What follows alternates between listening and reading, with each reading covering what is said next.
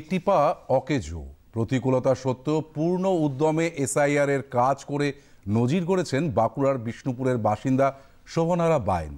জন্ম থেকে একটি পা তার অকেজো, তবুও জীবন যুদ্ধে নিজেকে প্রমাণিত করেছেন শোভনারা। ইচ্ছে ছিল শিক্ষকতা করার, যদিও পূরণ হয়নি সেই স্বপ্ন। হতাশ না হয়ে এখন হাসি মুখেই অঙ্গনওয়াড়ির কাজ করে চলেছেন তিনি। এসআইআর এর আবহে বিএলও হিসেবে দৃষ্টান্ত স্থাপন করেছেন শোভনারা। প্রশাসনিক কর্তাদের কাছে এখন তিনি রোল মডেল। শোভনারা জানাচ্ছেন, কোনো কাজকেই চাপ হিসেবে দেখেন না তিনি।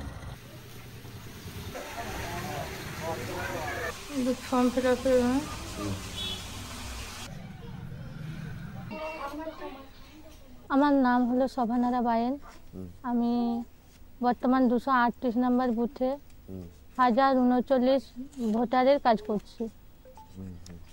এখন আমার 100% কমপ্লিট আপলোড করা। আমি 255 বিষ্ণুপুর বিধানসভার বেলসুলিয়া পঞ্চায়েতের আন্ডারে একজন বিএলও। আমার বিডিও, এসডিও, ইআরও, সুপারভাইজার এনাদের ট্রেনিং প্রাপ্ত 3 দিন যাবৎ ট্রেনিং দিয়েছিলেন। তারপরে ওই ট্রেনিংয়ের বিষয়বস্তুটা বোঝার পর এসআইআর ফর্ম পেলাম। এসআইআর ফর্ম পাওয়ার পর বাড়ি বাড়ি গিয়ে দিতে শুরু করলাম। দেওয়ার কিছুদিন কমপ্লিট হয়ে গেল কিছুদিনের মধ্যে। তারপরে আমি কালেক্ট করা শুরু করলাম, কালেক্ট এবং আপলোড করা শুরু করে দিলাম। সকালে আইসিডিএস সেন্টার সারতাম, তারপরে সেরে তারপরে ফিল্ডে যেতাম। ফিল্ডে আমি ফর্ম কালেক্ট করতাম সন্ধ্যা পর্যন্ত, তারপরে রাত্রিবেলা রাত জেগে আপলোড করতাম।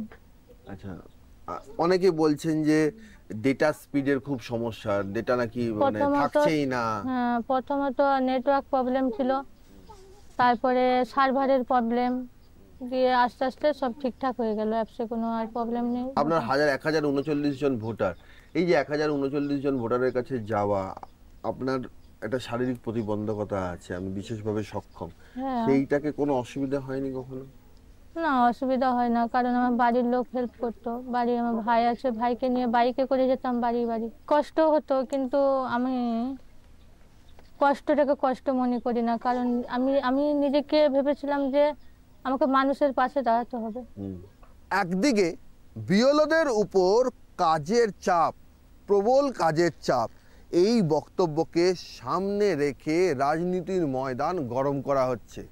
আর অন্যদিকে আছে শোভনারা বায়েনরা, যারা এক পায়ে প্রতি মুহূর্তে লাফ দিচ্ছেন, আর লাফ দিয়ে সারা বাংলার জনতার কাছে বার্তা পৌঁছে দিচ্ছেন, ইচ্ছে থাকলে উপায় হয়। সৌরভ দত্তের রিপোর্ট, দূরদর্শন সংবাদ, কলকাতা।